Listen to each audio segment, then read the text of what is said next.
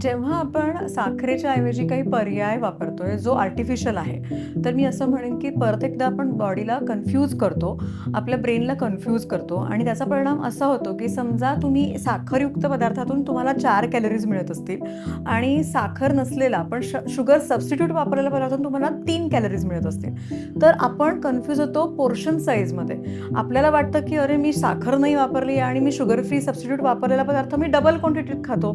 So load वाढतो आणि त्याचाही शरीरावर दुष्परिणामच दिसतो. So you have to be little more aware, portion size control करा आणि त्याचा फायदा घेऊ शकता. आणि त्याच्याऐवजी तुम्ही जे नॅचरल स्वीट असणारे पदार्थ जसं काही खजूर आहे किंवा काळा मनुका आहेत, त्याचबरोबर शुगर सिरपच्या ऐवजी तुम्ही मॅपल सिरप वापरू शकता. तर हे पदार्थ वापरून पण तुम्ही पदार्थ करू शकता. पण प्रत्येकाच्या शेवटी एक महत्त्वाची लाईन येते, ती म्हणजे पोर्शन साईज कंट्रोल करणं.